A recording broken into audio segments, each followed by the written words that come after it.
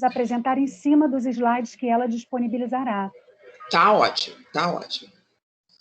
Então, já estou começando a gravar, ótimo. Então, eu vou começar aqui. Volto a dar boa tarde a todas e a todos que estão aqui presentes. Vou me apresentar a quem não me conhece.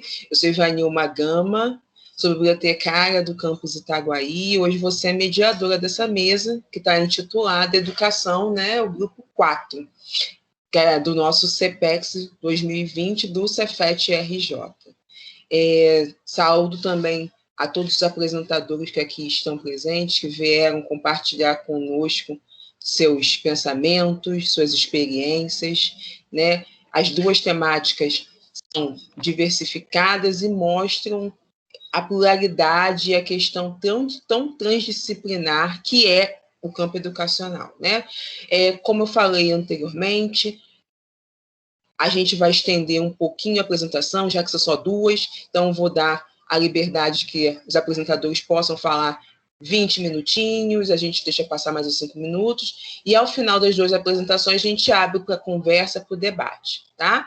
O Gabriel será o nosso monitor, vai estar aqui auxiliando, ele vai estar no chat. As perguntas que eu, por acaso, passar desapercebido, o Gabriel vai me orientar e nós vamos continuar aqui o debate, tá bom? Nesse momento eu vou pedir para que as pessoas mantenham o microfone fechado, para que a gente não possa interromper, né, a apresentação das pessoas, tá bom? Muito obrigada e sejam todos bem-vindos.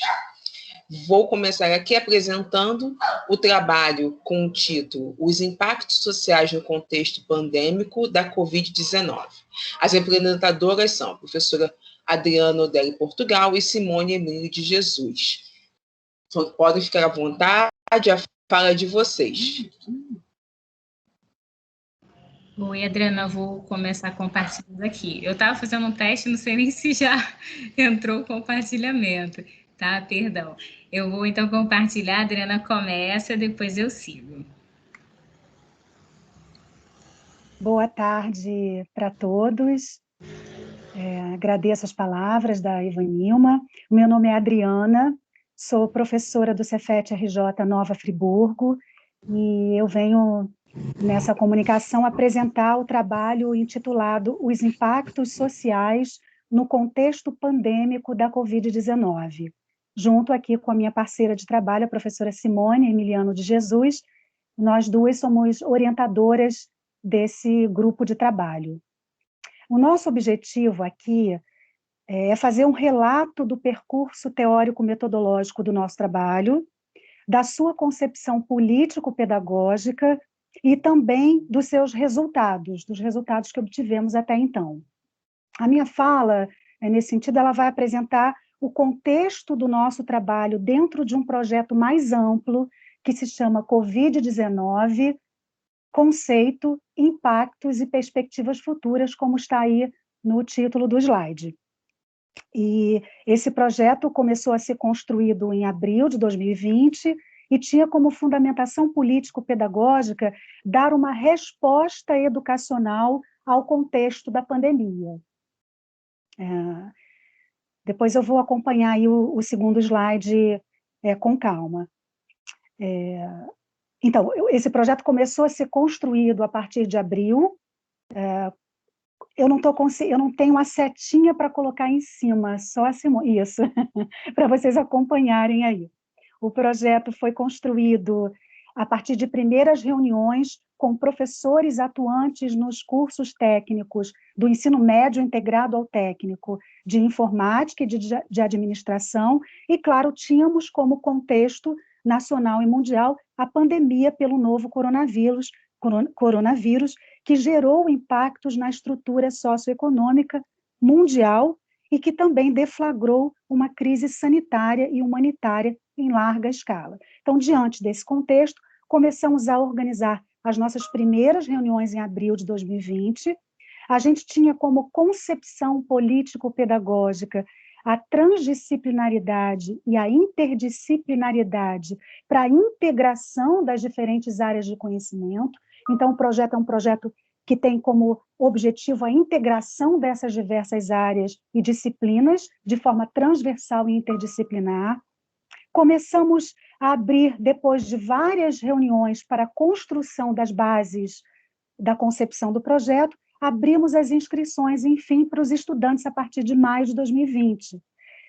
O objetivo fundamental era que os estudantes se tornassem protagonistas nesse processo, e não meramente receptores das orientações do projeto. Então, as primeiras reuniões com os estudantes foram abertas, horizontais, para que eles pudessem sugerir e propor temas, métodos, interesses específicos que viessem dos estudantes para, coletivamente e de forma mais horizontal possível, a gente conseguisse construir esse projeto. E assim foi feito em maio, com a inserção dos estudantes e a sua diversidade dentro desse projeto grande que se chama Covid-19.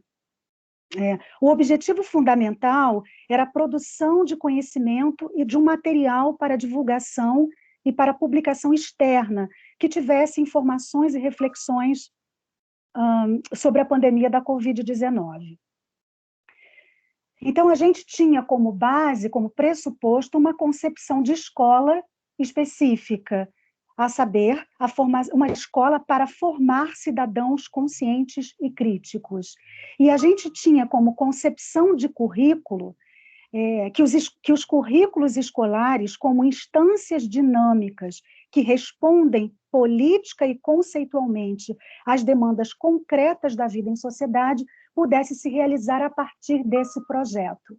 Então, nós construímos um projeto grande, chamado Covid-19, Conceito, Impactos e Perspectivas Futuras, e desse projeto grande, que envolviam a quase totalidade de docentes que atuam no ensino médio técnico integrado, e ele se estruturou a partir de eixos diferentes. E eu vou mostrar onde o meu trabalho com a Simone se situa nesses eixos.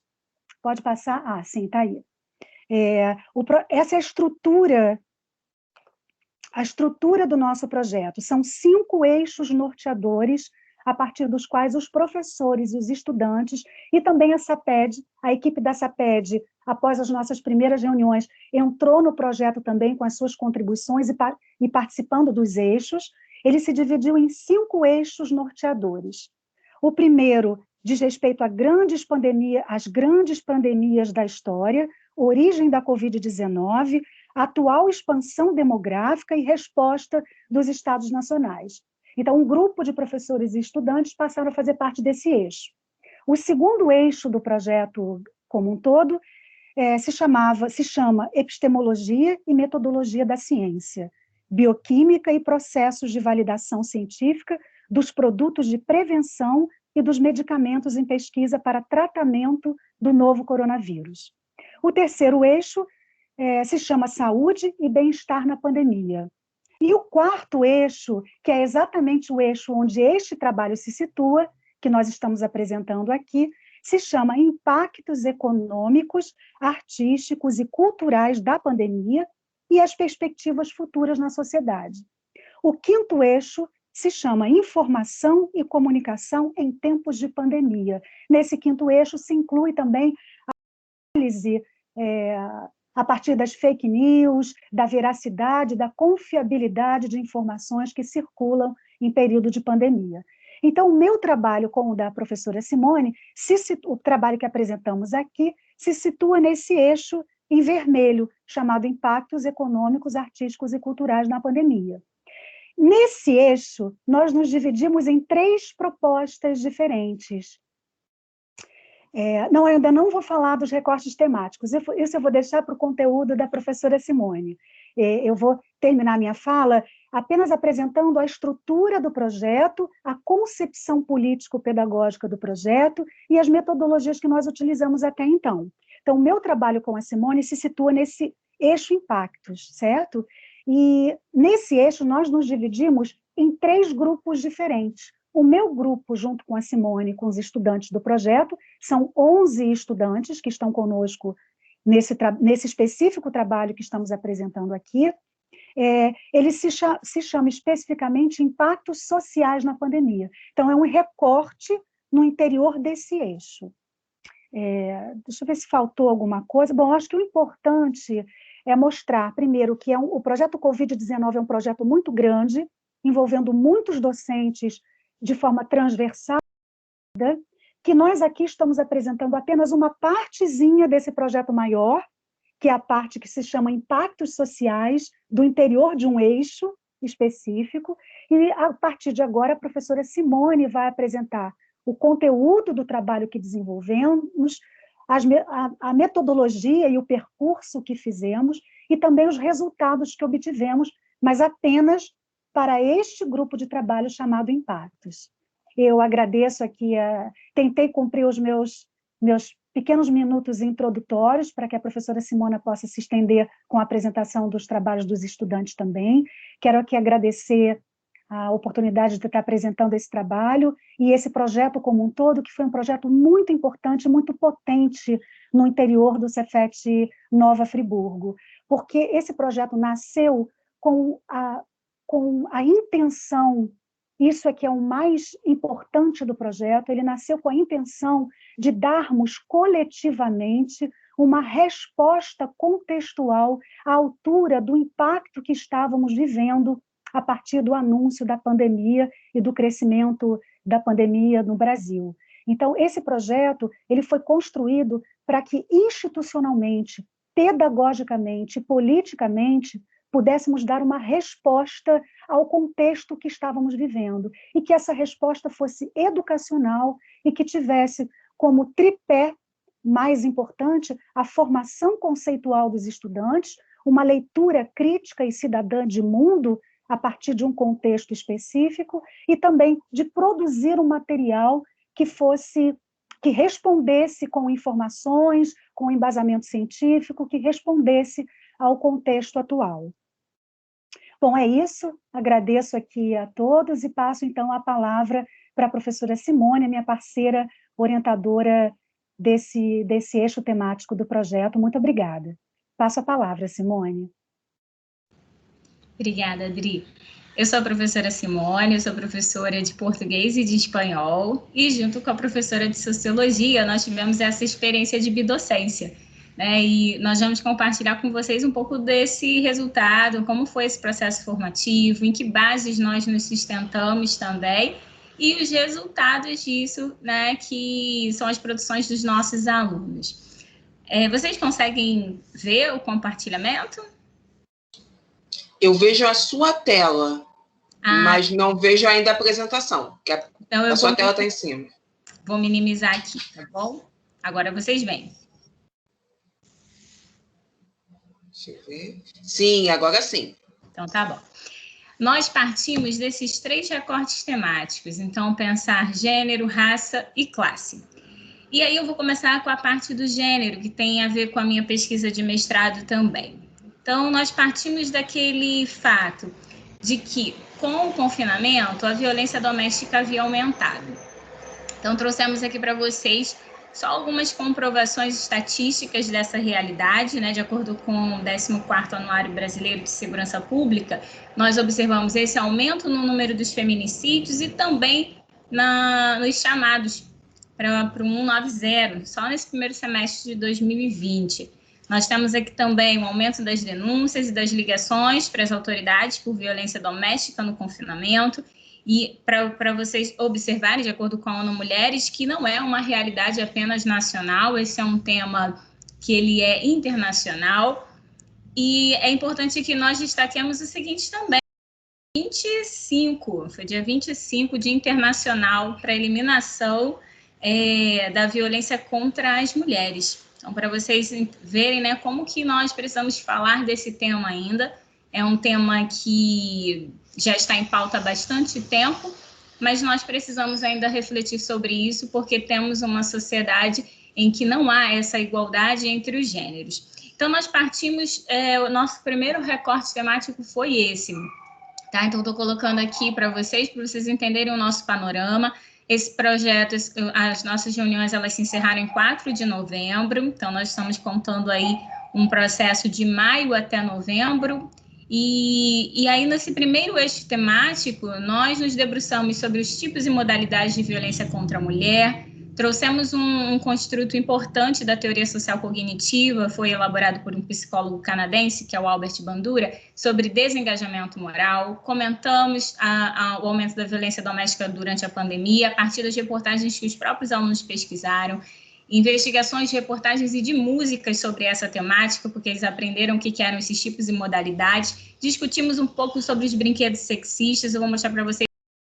De acordo com a lei argentina e a lei brasileira Maria da Penha, nós trouxemos esse referencial dos tipos e modalidades. Então, partindo da modalidade da violência doméstica, que é a forma, é a modalidade em que acontecem os tipos, né? Então, nesse ambiente doméstico, é possível que aconteçam as cinco formas de violência, os 5 tipos de violência contra a mulher.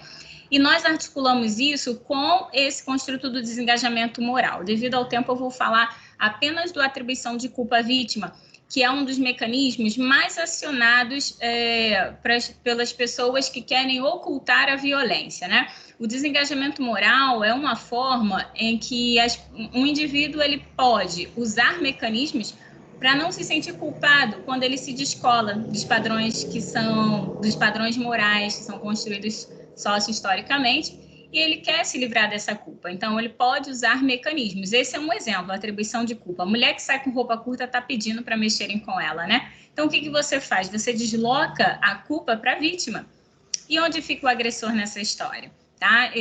Essa da comparação vantajosa é um dos mecanismos também que aparecem quando falamos de violência contra a mulher. Ele também é muito frequente. Então, dizer assim, é melhor insultar que bater. Como se houvesse uma diferença entre uma violência que é verbal e uma violência física, né? Então, nós trabalhamos esse construto com os alunos, e aí eu vou falar agora um pouco do segundo eixo temático. No segundo eixo temático, nós partimos do conceito de racismo estrutural, entendendo que o racismo organiza também as relações na nossa sociedade. Trabalhamos com esse referencial do Silvio Luiz de Almeida para entender o racismo individual, o institucional e o estrutural. Os alunos puderam fazer seminários sobre isso, foi uma grata surpresa, porque era uma leitura densa, mas os alunos conseguiram, então nós ficamos muito felizes. Fizemos um trabalho focado nas expressões racistas, expressões que as pessoas nem percebem, né? Que no bojo delas existe um racismo, então fizemos uma discussão sobre isso.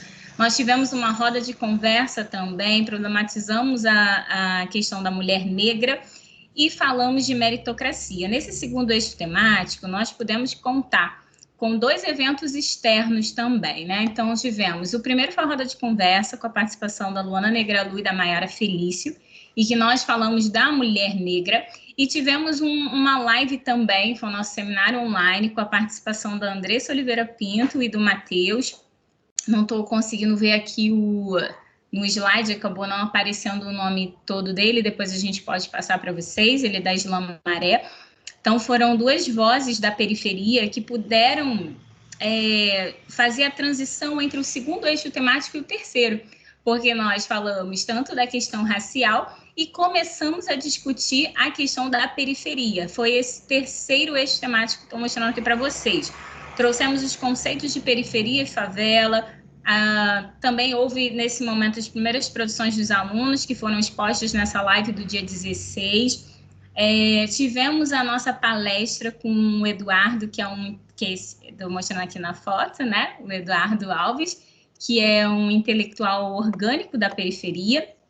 Ele fez uma palestra para o grupo, né? Para o nosso grupo, através da plataforma Teams, e foi bem interessante para os alunos, a partir dessas vozes, né? Entender que a periferia é um sujeito também, entender a potência, desconstruir, infelizmente, as visões que perpassam o discurso jornalístico, que perpassa a mídia sobre a favela, sempre entendendo como uma desordem, com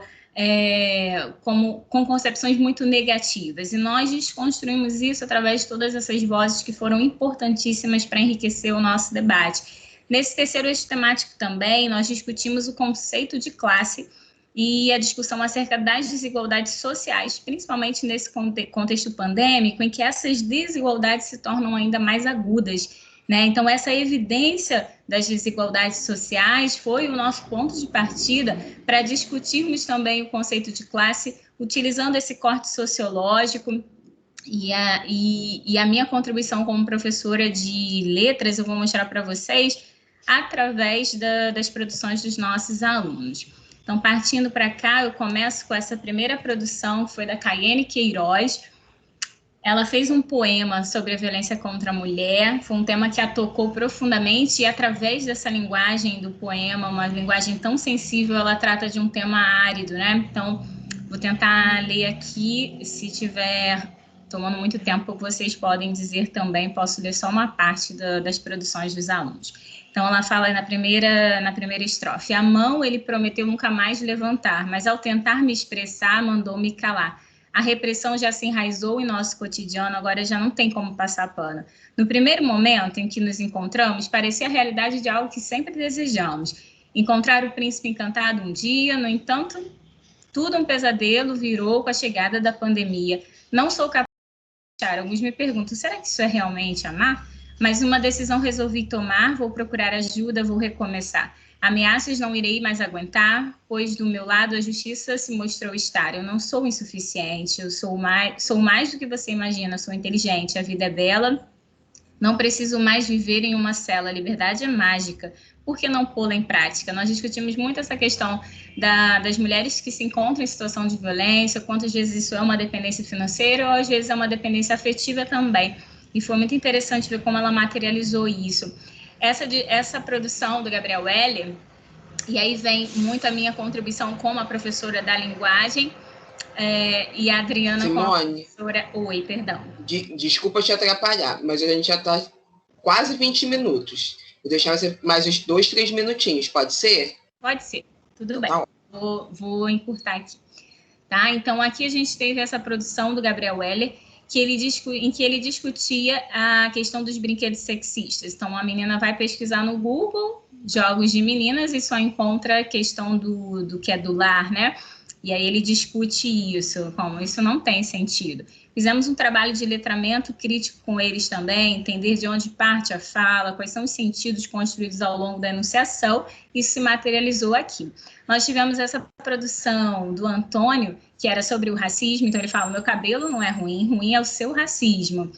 E aí depois a gente tem essa daqui, que é parte de um meme, aquele, enfim, a hipocrisia, em que o Kaique fala sobre a meritocracia. Então ele mostra a dificuldade da mulher negra, né, que ela tem de todos aqui, o impacto da violência está sobre ela. Então, se você não chegou onde cheguei, foi porque não se esforçou o suficiente, já que temos as mesmas oportunidades, não vejo outra razão. Então, dentro desse discurso, ele fala, enfim, a meritocracia.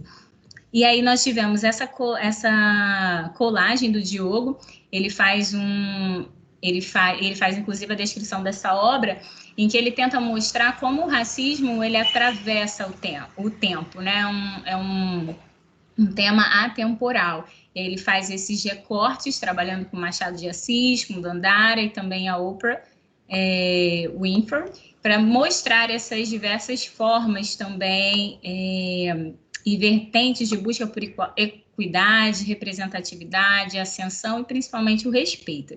E nós tivemos também aqui uma apresentação quase como parece uma campanha publicitária, né, da aluna Isabela Pinheiro, que ela diga não ao preconceito, e aqui ela junta várias minorias também, né? E aí, dentro dessa lógica de mais produções, depois nós podemos disponibilizar para vocês, teve um diário, teve um mapa mental, teve também um estudo sobre a organização social em jogos vorazes e mais um poema que se intitulava Enlatado, discutindo tanto a violência contra a mulher como o conceito de classe social. Esse foi um mapa mental feito pela Luiane Queiroz também, e basicamente foi isso. As nossas considerações finais, elas versam no sentido de pensar como nós tivemos bons resultados nesse projeto integrador, um conhecimento que foi produzido de uma forma colaborativa, em que os alunos tiveram voz, né, eles foram agentes nesse processo, e o quanto nós estamos preocupados também, isso se materializou nas produções dos alunos, com uma educação que se volte para a humanização, para a empatia, a busca de uma sociedade mais igualitária. Então, essas foram algumas das referências que nós utilizamos na produção dos nossos trabalhos, e é isso. Muito obrigada. Obrigada, Simone. Obrigada, Adriana, pela... Eu juro que eu fiquei com muita pena de cortar você, porque os trabalhos dos alunos são excelentes, assim, eu fiquei com muita pena de cortar, porque eu queria continuar a assistir, mas foi assim, um trabalho essencial, assim, né? Não, logicamente, vocês utilizaram o tema da pandemia, né, que é o tema de hoje, que é o tema que a gente está trabalhando, mas ele é essencial para a nossa sociedade de uma maneira geral, né? E eu achei que vocês usaram de uma metodologia muito simples, mas muito impactante aos alunos. Então, parabéns, só tenho que agradecer a vocês por terem vindo compartilhar com a gente esse trabalho maravilhoso. Muito obrigada. Gente, então, dando prosseguimento, vamos passar para a nossa segunda apresentação, com o título A Importância de Ler Obras Filosóficas no Curso de Administração, uma interpretação acerca do mito da caverna de Platão. As apresentadoras são a professora Carolina Orlando Bastos e a Luciana dos Anjos Brunório. Falei certo, Luciana? Espero ter falado certo. Olá, falou certo sim, obrigada. Nada. É até difícil apresentar depois de um trabalho tão bem estruturado e tão bem apresentado quanto esse, né? Muito obrigada, Adriana e Simone. Então, o nosso trabalho, ele foi feito na sala de aula, ele começou na sala de aula, porque os alunos, eu sou professora de filosofia do substituta do Cefet Valença, e aí os alunos viviam me perguntando, assim, no primeiro período, mas, Carol, por que estudar filosofia na administração? Aí eu fui conversando muito com eles, assim, né, que a filosofia tem que fazer parte da nossa vida, que a filosofia foi uma das primeiras disciplinas que surgiram, foi o primeiro saber, né, lá com a Academia de Platão, e a gente foi conversando um pouco sobre isso. E então, eu vi que alguns alunos estavam vindo do ensino médio com alguns déficits.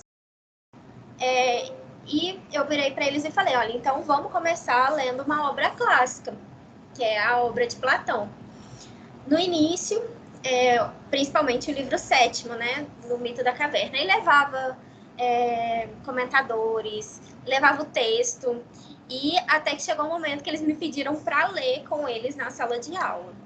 Então, aí eu peguei, li com eles, teve a apresentação dessa aluna, que é a Luciana, né, a Lu, e ela sempre teve uma vontade muito grande de mostrar aquilo que ela apresentou na sala de aula em algum lugar fora do Cefet, porque para ela, a universidade, né, o Cefet, demonstrou uma nova realidade que ela não esperava. Né? Ela até costuma falar a verdade, eu falo, tem vários significados de verdade, né? A gente não tem uma verdade só, mas então eu quis abrir esse espaço para ela poder apresentar. Eu vou compartilhar o slide para ficar mais fácil para ela.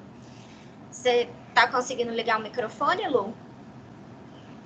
Sim. Estão me ouvindo aí? Pode começar, a palavra é toda sua, viu? Então tá. Boa tarde. Espero que vocês estejam me ouvindo direitinho. Sim, estamos escutando você perfeitamente. Pode falar. Então tá. Desculpa o nervosismo, porque é a primeira apresentação que eu apresento assim. Então, basta aquele nervosismo mesmo. Normal, né? Então, meu nome é Luciana, sou do segundo período de administração do Cefet Valença. E então, eu comecei a fazer filosofia no primeiro período e foi a ideia que a Carol falou. Achava uma matéria assim, nada a ver, né? Eu falei assim, por que a gente tem que estudar isso, gente? Eu, assim, na minha mente, eu achava que não era uma matéria importante, né? Aí a professora passou um trabalho falando de filosofia, aí eu tive interesse de apresentar. Eu vou falar um pouquinho aqui das coisas que eu escrevi aqui, as minhas ideias. Vou começar a falar um pouquinho da filosofia. Então, a filosofia procura estudar a essência da humanidade e a realidade em que vivemos. Os filósofos são estudiosos e pensadores. A filosofia nos ajuda a pensar e nunca imaginei que a filosofia pudesse ser uma matéria tão importante nas universidades, até passar por essa matéria no primeiro período de administração. Nos primeiros dias de aula, achava uma linguagem bem diferente da que eu estava acostumada no meu dia a dia. Porque filosofia não é uma linguagem muito fácil, né? Até eu conhecer a obra escrita pelo filósofo Platão, O Mito da Caverna. Aí eu comecei a me apaixonar por filosofia, né? Onde, através da professora Carol Basto, fiz um trabalho que pude expressar minhas emoções, meu conhecimento e pensamento, e perceber meu lado filósofo. Todo mundo tem seu lado filósofo. O tema do trabalho era a caverna e o conhecimento. Agora eu vou falar um pouquinho do meu trabalho. O que a caverna tem a ver com o nosso curso de administração? Uma pergunta, né? Uma pergunta interessante que parece nem ter sentido. Mas se você olhar pelo lado do filósofo, tem todo um sentido. Aí, a partir daí, eu comecei a me ver dentro da obra, né? O Mito da Caverna. E me expressei totalmente na realidade que eu vivia naquele momento, no primeiro período da faculdade. Para quem não conhece essa obra, vou falar um pouquinho agora da obra. O Mito da Caverna, ela é retratada pelo filósofo Platão, que descreve uma caverna em que se encontravam homens acorrentados desde a sua infância, do mundo externo. Bem, apenas sombras projetadas na parede da caverna, e creio que aquilo é a única realidade existente. Quando o homem se liberta, era difícil sair da caverna, porque não estava acostumado com a luz. Porque uma pessoa que vive numa caverna, num lugar escuro, quando ela consegue sair, ela não consegue ver a luz, porque a luz é forte e acaba assim, até atrapalhando a visão, até dói, né? Quando a pessoa tenta sair do escuro para ir para a claridade. Quando ele voltar para contar a verdade sobre o mundo externo, alguns prisioneiros falavam que estavam loucos. Para mim, essa obra encaixou perfeitamente na minha vida. Quantos de nós vivemos aprisionados com medo de conhecer a verdadeira verdade? Eu estava numa caverna até conhecer a universidade, né? Eu acreditava numa verdade diferente da realidade. Qual era a sua verdade sobre a faculdade? Para mim, eu acreditava que era um sonho onde seria tudo fácil e chegaria rápido ao sucesso e seria bem fácil. Nossa ideia de faculdade é essa, né? A gente só vê o pessoal lá com diploma, com a beca na cabeça, e a gente fala, vou chegar no sucesso e vou rápido, só eu fazer faculdade. Mas a realidade era totalmente diferente. Quantas lágrimas, dificuldades, dúvidas, medos enfrentei em busca da minha verdade. Eu descobri tantas verdades boas e ruins, abri mão de várias coisas. Acredito também que muitas pessoas que foram para a faculdade também tiveram que abrir mão de muitas coisas, né? Até da nossa família, porque a gente às vezes quer passar o final de semana com a família, não pode, porque a gente tem que estudar. Muitos têm que ir para outra cidade, deixar a família, e isso parece ser fácil, mas na realidade não é fácil ficar longe da família. Mas se a gente quer conhecer a verdade, a gente tem que passar por esse sacrifício, né? Enfrentar nossos medos, desafios e limites. Quando estamos aprisionados em nossa verdade, é difícil encontrar outra verdade diferente da nossa. Alguns até desistem no caminho, mas enfrentam os desafios necessários o ser humano sair da caverna. Pense no que você ganhou saindo da caverna, na sua verdade. Para mim, né, conhecer a verdade foi libertador, um grande aprendizado. Entretanto, cada homem tem a sua verdade, né? A gente nunca pode falar que uma verdade é verdadeira, que cada pessoa tem a sua verdade. Para a minha vida é uma caverna, né? Em todos os sentidos. Tem pessoas que ficam acorrentadas uma vida inteira com medo de conhecer a verdade. Alguns são corajosos e enfrentam a luz da verdade, né? E você se libertará ou continuará na caverna? Então, eu aprendi com a filosofia que a gente tem que estar mais... E a filosofia me ajudou isso na faculdade. Mostrar o meu lado filósofo, né? De expressar mais. E, assim, ter uma visão diferente das coisas, né? A filosofia, ela ajuda a gente a pensar. E na faculdade, o que a gente mais precisa é pensar, né? E obrigada a todos pela oportunidade de poder me expressar meus pensamentos. Desculpa aí pelo nervosismo, mas eu só vou deixar essa frase, que somos todos filósofos da própria vida, basta querer filosofar. Então, eu acho que para mim a filosofia foi o pontapé inicial da universidade. Foi daí que eu conseguia pensar mais, melhorar até em outras matérias. E é isso. Boa tarde. Obrigada, Lu. Então, a intenção era essa. A escrita foi um processo que a gente conquistou juntas, né, de discussões, mas o texto eu deixei bem livre para ela expressar as opiniões, ver como que os pensamentos dela estavam se construindo. E acreditando nela, né? Ela falando assim, não, eu não vou conseguir, vai sim, Lu, vamos apresentar. E hoje ela, inclusive, teve que pedir folga do trabalho, porque é uma aluna trabalhadora o dia todo, assim, chega muito tarde em casa e mesmo assim ainda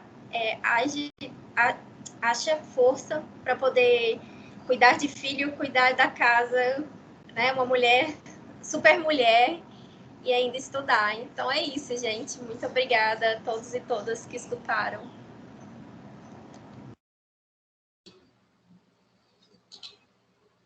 Oi, gente, boa tarde. Nossa, quero falar, a Nieves colocou aqui no chat, foi exatamente a mesma sensação que eu senti. A Luciana, você emocionou com a sua história, e eu me reconheci na sua história várias vezes. Muito obrigada por você ter vindo aqui falar, porque a gente realmente, o seu lado filósofa, sua reflexão enquanto seu estudo, né, enquanto o poder da filosofia dentro da sua construção enquanto profissional, enquanto estudante, enquanto ser social, é extremamente necessário para a gente poder realmente repensar também. A sua fala, na verdade, me fez repensar, eu acredito que fez repensar várias pessoas que estão aqui assistindo. Foi ótimo, foi ótimo. Né? Você botou ali a expectativa e a realidade, né? O que a gente entra na faculdade? Todo mundo entra na faculdade com o mesmo pensamento. E quantas, né, vezes a gente tem que sacrificar, né? Você, a própria Carol colocou aqui muito bem, quantos sacrifícios você deve fazer ao longo do seu dia para poder conseguir, né, concluir. Acho que todos que fizeram faculdade ou que têm algum sonho, né, de ingressar na faculdade, curso técnico, tudo isso a gente faz pequenas abdicações grandes, né, para poder alcançar. Então, assim, eu me senti no dia que eu me formei, você falou, eu me senti no dia que foi a minha formatura. Era uma mistura de alívio, não como aquilo acabou, mas, tipo, conseguiu, deu certo aquilo, né? Eu consegui terminar, e eu acho que você vai sentir a mesma sensação quando você terminar, que é um misto de alívio com total orgulho de si, né? E que bom que você veio compartilhar com a gente. Muito obrigada. Gente, vou agora, nesse momento, abrir para a gente fazer algumas perguntas. Para quem quiser, eu vou pedir, por favor, né? Quem quiser pode colocar no chat, que eu vou repassar. Quem quiser abrir o microfone e puder também pode. Só vou pedir para vocês usarem o recurso de levantar a mão, para a gente não ficar abrindo o microfone um acima do outro, se for possível, tá bom? Se vocês me permitem, posso começar com as perguntas? Eu vou começar com duas perguntas que eu tive aqui para a Simone e para a Adriana, vocês fiquem à vontade, tá? E quem quiser fazer a pergunta.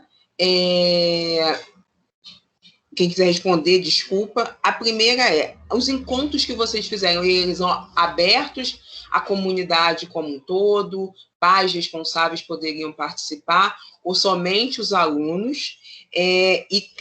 Cada tópico que a Simone apresentou ali, de cada eixo temático, ele era de uma reunião diferente. Então, ele tinha uma pedagogia diferente, é isso mesmo?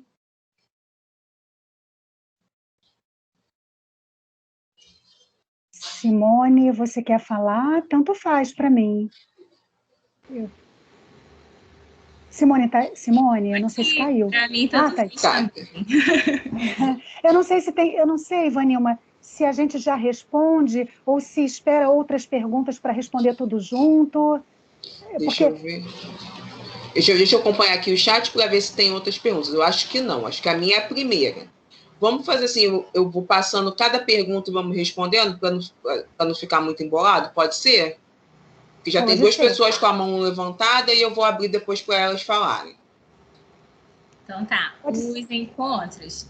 Dri, eu começo, você complementa se eu esquecer alguma coisa, tá? Tá ótimo. Os nossos encontros, eles aconteciam pela plataforma Teams. Nós tínhamos uma equipe, então, de 11 alunos, mais a Adriana e eu, uma equipe de 13. E nós tivemos, assim, durante vários meses, essa equipe comparecendo assiduamente. Mas as dificuldades do próprio ambiente remoto, alguns alunos tiveram que ajudar seus pais, então não puderam seguir. Mas tínhamos uma média sempre de 6, 7 alunos. As reuniões, elas estavam com essa facilidade interessante. Eles não eram abertos à comunidade, era só para a equipe mesmo. Aconteciam todas as quartas, umas 2 horas de reunião, quarta-feira de tarde. E nós só tivemos os eventos abertos, foram da roda de conversa, mas foi para a comunidade interna do Cefet. E o da live, né? Que foi transmitido pelo YouTube, já foi mais aberto ainda. Então, esses foram os nossos únicos eventos, assim, que não foram apenas para a equipe. Sobre a questão de como a gente realizou metodologicamente esse caminho aí desses 3 recortes, né? Não dava para apenas em uma reunião encerrar o assunto, né? Porque são assuntos que nem se encerram só no âmbito desse projeto. São assuntos que nós vamos continuar falando se estamos querendo pensar uma sociedade mais humana. Então, nós fazíamos uma média com o tema da violência contra a mulher, por exemplo, né? A questão de gênero. Umas 4 reuniões. Então, era uma média de 4 reuniões por tema. E aí, na transição, no momento de transição, porque havia transição e ficava muito claro para os estudantes, né? Então, sair da questão do gênero para articular com a questão da raça. Pronto, o ponto de contato era a mulher negra, sobre a qual vem todo o impacto da violência que a gente já vinha discutindo. Aí, fazíamos aquela transição, passávamos para o tema do racismo. Mais umas 4 reuniões, mais ou menos. E aí, do racismo, para fazer a transição para a periferia, era muito evidente para os estudantes. Então, a gente fazia essa transição e estava com um construto mais específico, né? Entender mais o construto, de uma maneira muito específica, e a gente utilizou esse corte sociológico, né? Então, foi muito interessante a bidocência. Não sei se era bem isso que você que estava perguntando, se tem mais alguma coisa que a Adriana queira complementar. Eu só quero complementar que isso acho que precisava ficar mais evidente, que esses basicamente 4 recortes, gênero, raça, classe e periferia, eles foram recortes do interior do nosso trabalho desse eixo, impactos sociais, que cada eixo do trabalho, cada eixo do projeto, o eixo saúde, o eixo comunicação, os outros eixos, também tinham recortes internos. Por isso que esse projeto é um projeto guarda-chuva muito grande. Então, esse recorte específico das 4 temáticas era somente do impactos sociais, desse subgrupo desse eixo temático, certo? Porque na pergunta, a Ivanilma coloca se esses temas eram trabalhados, de que forma eram trabalhados, mas eram só no interior desse eixo, tá?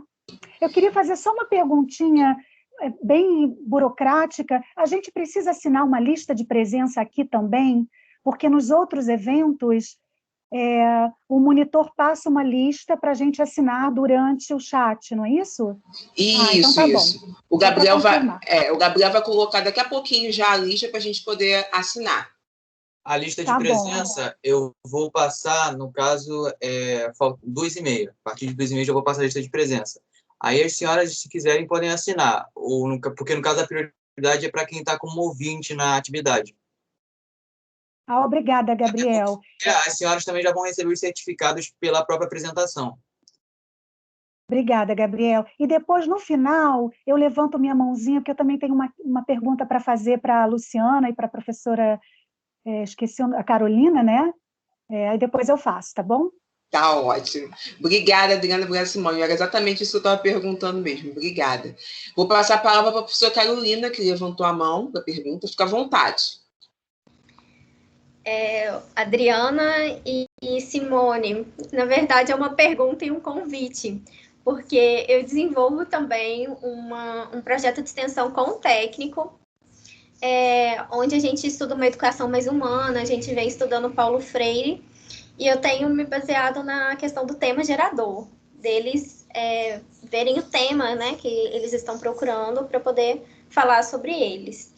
E vocês, assim, o tema era colocado por vocês ou os alunos que escolhiam? Eu não sei se eu perdi essa parte.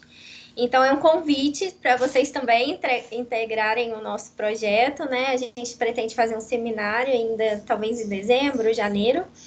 E dar parabéns pelo novo significado que vocês deram ao nome Covid, né? Porque quando fala, sempre tem uma coisa negativa, e o projeto de vocês teve esse nome inserido, não é isso? Então, assim, um novo significado, né, para isso, de um momento específico que levou a pensar. Então, é isso. Obrigada.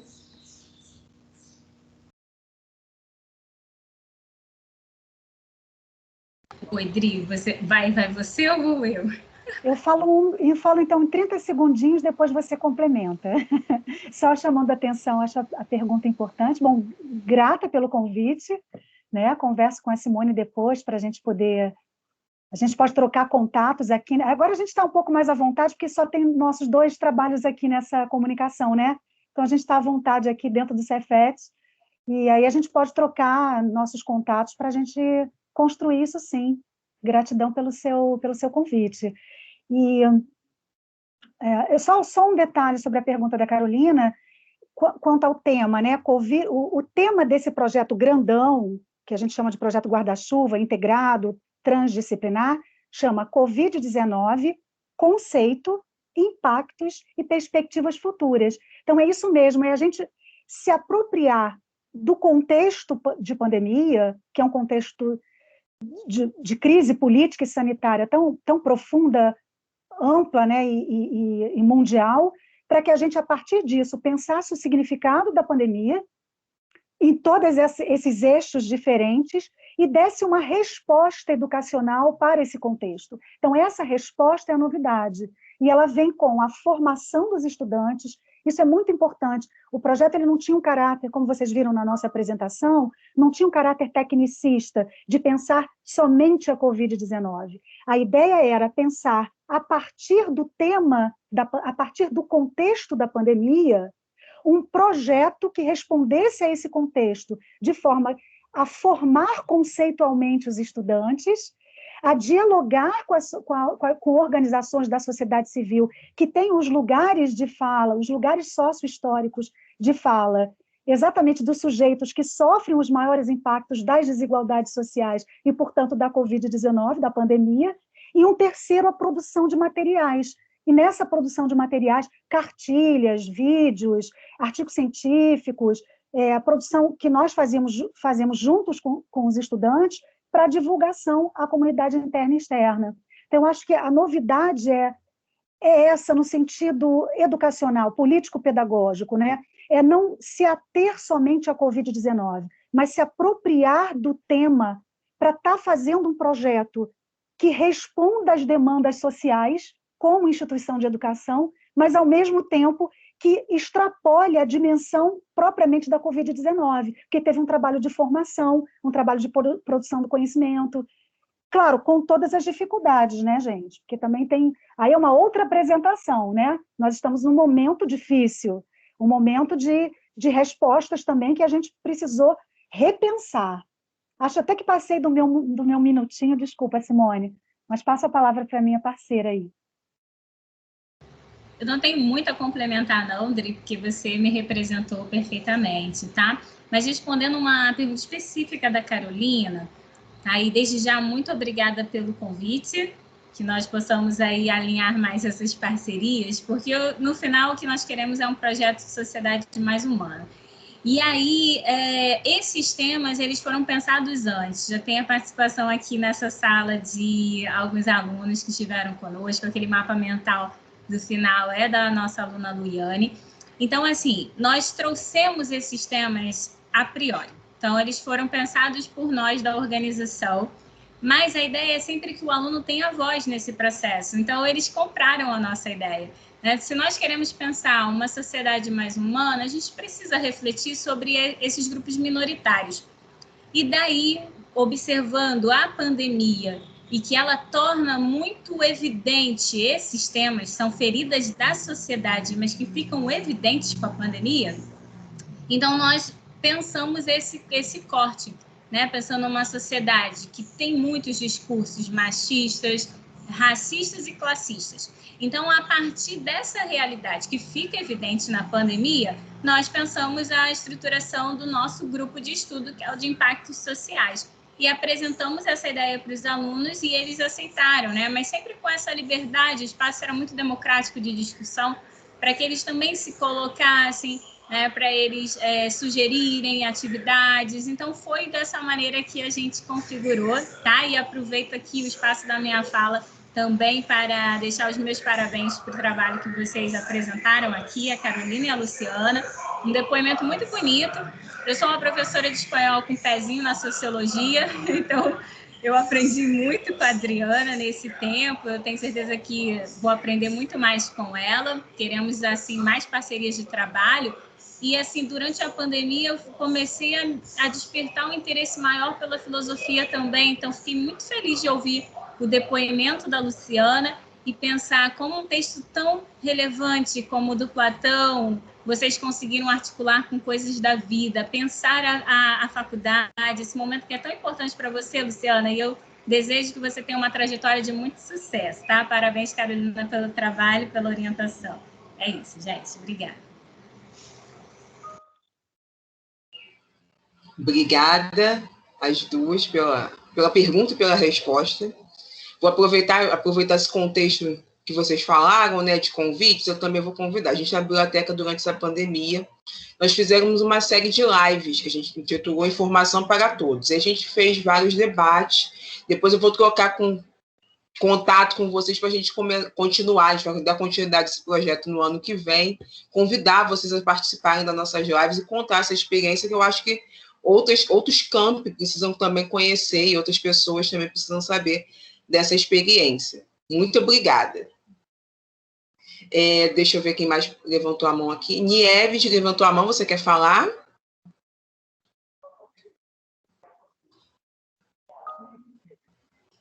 Deixa eu ver aqui no chat.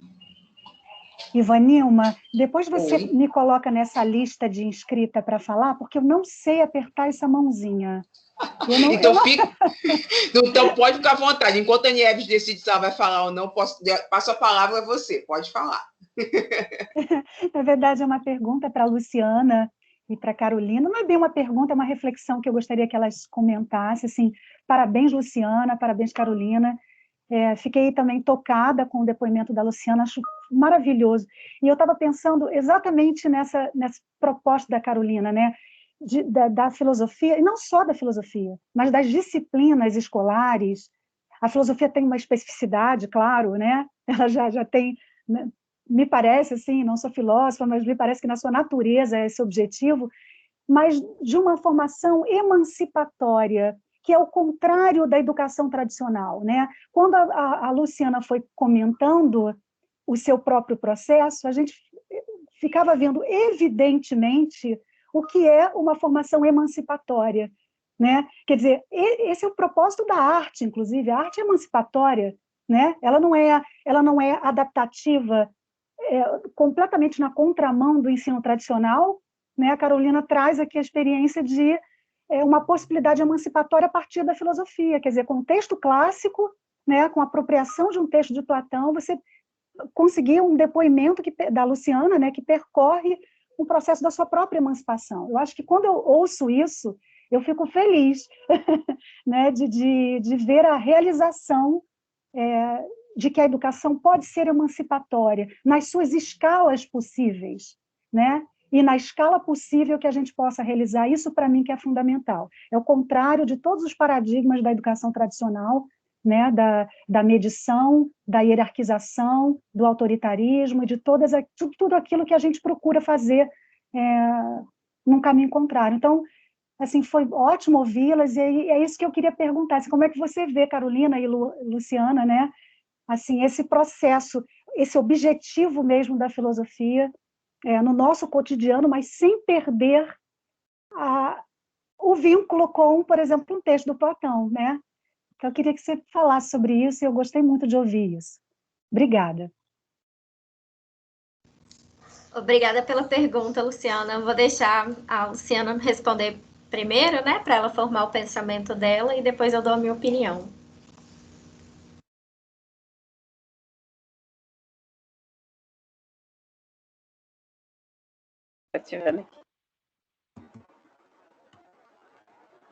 Também fico meio perdida aqui nesse aplicativo aqui. Estão me ouvindo? Vocês estão me ouvindo?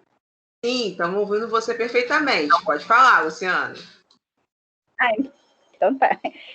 Eu achei muito interessante esse trabalho, porque eu, sinceramente, quando começou a matéria de filosofia no primeiro período da faculdade, e a gente já tinha outras matérias que também eram bem mais difíceis, aí eu fiquei pensando, eu falei, para que essa matéria? Para confundir mais a nossa cabeça, para a gente ficar mais nervoso. Então, eu falei assim, podia cortar essa matéria, achando, assim, não dando importância à matéria. Aí até que eu conheci a Carol, não sei se a Carol lembra do primeiro dia de aula, ela chegou lá falando da filosofia e começou a ler os textos. A gente parecia criança do prézinho, porque quem já estudou a vida inteira em colégio público sabe que a linguagem nossa é diferente, né? Nós não aprendemos uma linguagem mais formal assim. Aí ela começou a falar, ler os livros de filosofia, e a gente achava tudo muito confuso, não conseguia interpretar. Ela teve até que começar, parecia ter prézinho mesmo. Cada um ficar lendo um pedacinho, e ela tinha que ler um pedacinho, explicar tudo, para poder a gente começar a entender o que o livro queria dizer. Aí, quando eu comecei a entender filosofia, aí eu comecei a me apaixonar, né?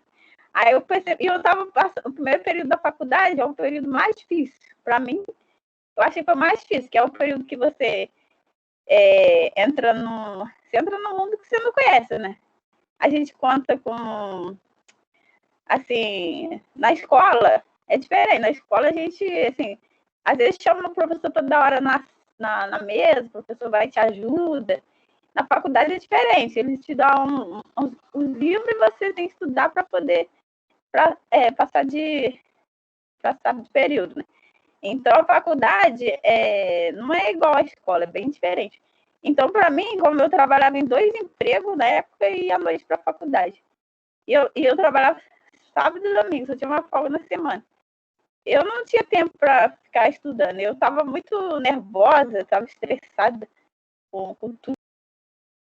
Eu praticamente estudava 10 horas da noite quando chegava da faculdade, até de madrugada, quando eu consegui, quando eu não dormi.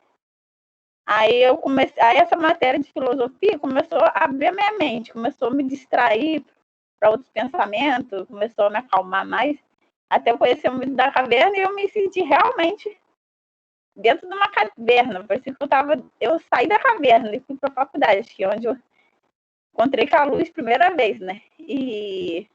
Então, eu achei que a filosofia, ela ajuda muito, ainda mais no primeiro período. Ela faz a gente se expressar. E foi até o meu melhor trabalho, e a minha melhor nota também, porque... E a matéria que eu não gostava. Mas porque eu comecei a ver o lado qual que era a mensagem da filosofia, que antes eu não entendia muito o que era filosofia. Então, a filosofia me ajudou muito. Então, às vezes, a gente não dá muita importância para algum tipo de matéria, mas se você parar para pensar, todas as matérias são importantes. A filosofia, ela praticamente acalma a gente. Então, para mim, tinha que ter filosofia em todos os períodos da faculdade, porque é uma matéria que, assim, é surpreendente, é uma matéria que ajuda a gente muito a viver a nossa mente, faz a gente se expressar nossos sentimentos.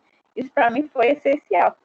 E obrigada aí a todos aí. Parabéns também pelos trabalhos aí que eu assisti, no negócio da pandemia, da violência contra a mulher, que até equivalece mesmo. Agora mesmo teve um caso aqui do namorado atirar na própria namorada. Isso é bem complicado, né? E esse coronavírus está deixando todo mundo louco. E por isso que eu falo que a educação, ela ajuda a abrir a mente. Então, a gente não pode desistir da educação. Tem muita gente que não dá importância. Podia ter muito mais gente aqui assistindo, mas muita gente não dá importância. Mas o nosso mundo só vai melhorar a partir da educação mesmo, né? Uma boa tarde para todos.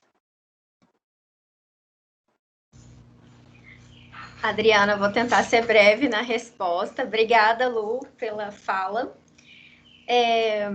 Então, eu acho que a filosofia, eu não consigo separar a filosofia e a educação, porque as duas têm uma questão ética com a vida, né? A gente pensar a educação é você pensar no máximo da ética, é a possibilidade de amar, é a possibilidade de ensinar, como o Paulo Freire mesmo fala, né? Você tem que conhecer a realidade do aluno para aproximar, não é aluno, professor e aluno, educando e educador juntos, né? E assim, eu tento levar ainda os clássicos para a sala de aula, porque principalmente a Luciana é aluna da graduação, mas eu dou aluno técnico também, médio técnico, né? Eu acho que os nossos jovens ficam muito tempo no celular. Claro, não quero romper esse contato que eles têm com o celular, mas também a gente tem que ter o contato com os livros, o contato com a leitura, a possibilidade de pensar aquilo ali, né? Porque os eletrônicos trazem informações muito rápidas e eu até questiono eles, né? Porque parece que o eletrônico ocupa um lugar central na vida deles e o humano está ali em volta. Enquanto, né, os filósofos pré-socráticos, eles colocavam, né, o Sócrates colocava a importância de conhecer a si mesmo e de assumir a sua própria ignorância. Então, eu sempre levo esses textos clássicos e vou estabelecendo um diálogo com a sociedade e com o que eles pensam sobre aqueles textos. Então, por exemplo, às vezes a matéria do terceiro ano é ética, mas o terceiro ano de alimentos não está vendo o mesmo autor do terceiro ano de química, porque eles têm, dentro da ética, a gente tem um campo muito vasto. Eles têm um tempo próprio para poder estudar aquilo. Eles têm um interesse próprio. Então, por exemplo, quando teve a questão política muito forte, a gente foi e estudou Maquiavel e a escolha deles, assim. Claro que eu vou orientando, né? Eu vou fazendo escolhas, olha, dentro desses tópicos, qual que vocês querem estudar? Agora, por exemplo, no projeto, eles quiseram estudar sobre o racismo. Então, a gente pegou, estudou um pouco sobre o povo brasileiro, o pensamento de Darcy Ribeiro, sabe, assim, valorizando também o nosso pensamento, né, brasileiro, contemporâneo, além de estudar Byung-Chul Han, às vezes eu levo a Agamben, de pensar uma educação mais humana, né, porque essa educação bancária aí que estão fazendo das nossas escolas, como o Jean Michelin fala, né, a gente corre o risco da escola desaparecer, e claro que como professores nós não queremos isso. Não sei se respondi a sua pergunta. Respondeu sim, obrigada, Carolina. Obrigada a você, Lu.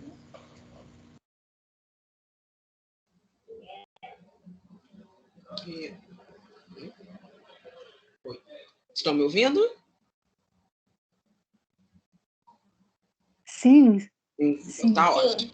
Então tá ótimo. Eu acho que foi...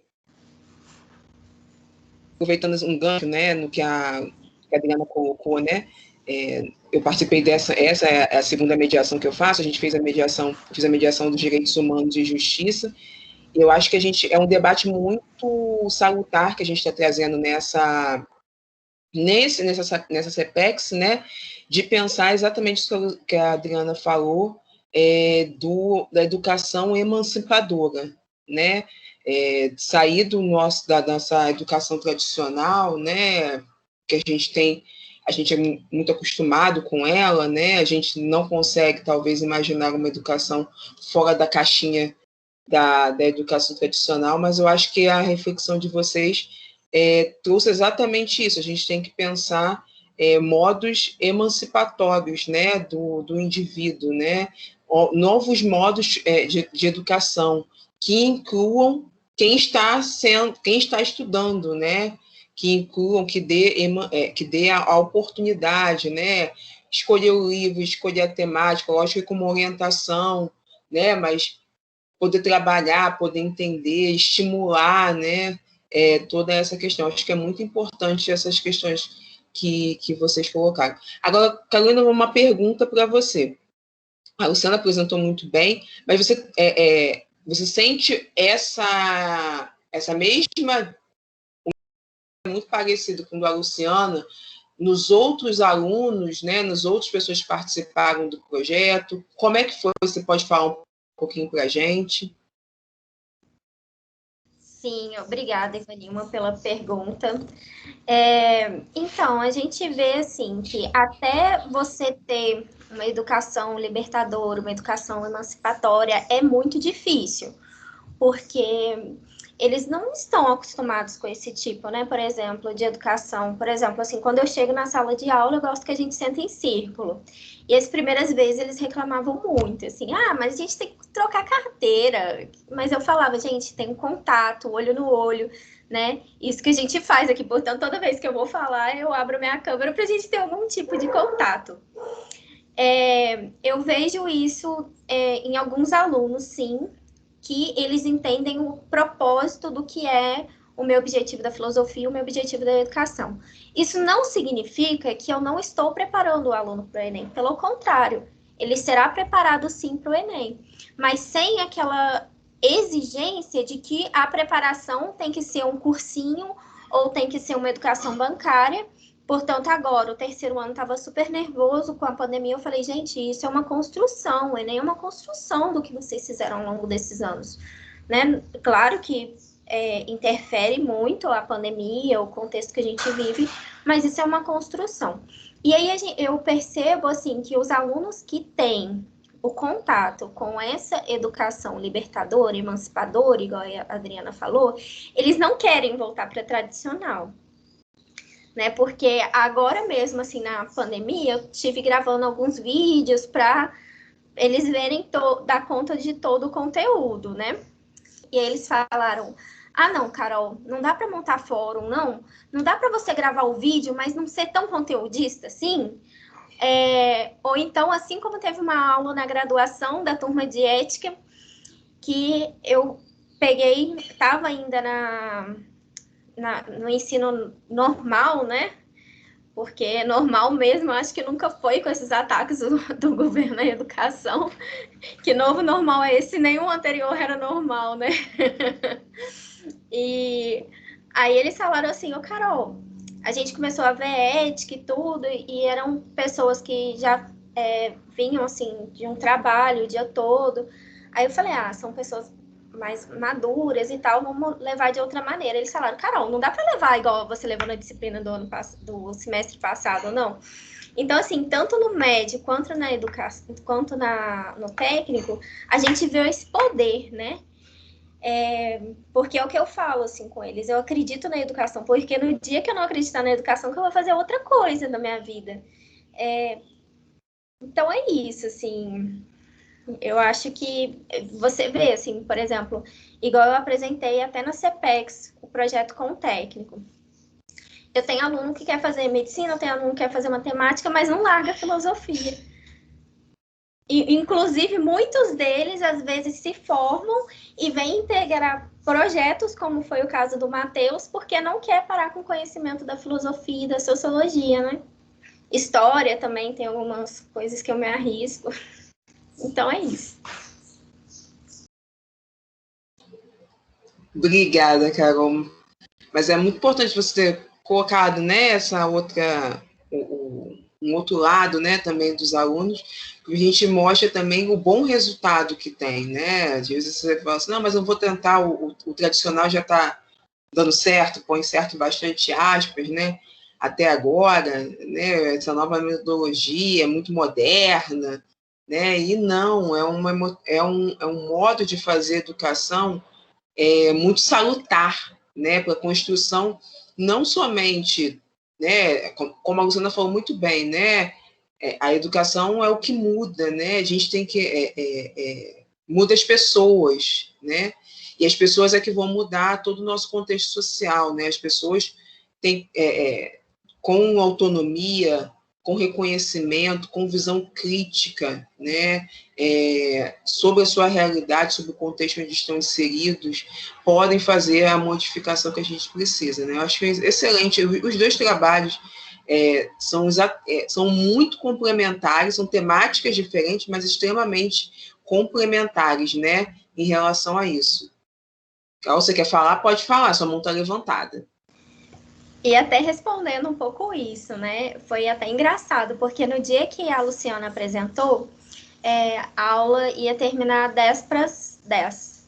E aí, ela estava no meio do trabalho. Eu falei, ô Lu, então vamos deixar para a semana que vem? Aí os alunos, não, pode continuar, Lu, pode continuar, que tá bom. E ficaram lá, assim, porque quiseram, né? Até 11h30, porque eles não queriam interromper a amiga, né, de tudo que ela tinha pensado com o mito da caverna. Foi muito lindo. Sim. Porque a troca é extremamente necessária, né? E como você já criou um ambiente ali que é de troca, né? A gente passa a não se perceber, né? As questões que a gente realmente escuta dos alunos. Eu trabalho em biblioteca, mas a gente também escuta muito dos alunos essa questão. Ah, mas a aula é chata, mas eu não quero ficar. E quando você coloca de uma outra forma, você dá autonomia para ele vê sentido, né, naquela questão, né? E não, como você falou muito bem, eles não vão seguir a área de filosofia, talvez, eles talvez não vão seguir essa nossa área, eles vão seguir outros caminhos, mas eles entenderam que para chegar nesses caminhos há preciso o contexto de repensar o contexto de uma educação de um outro método, de uma outra metodologia. Então, a gente acho que vocês vão...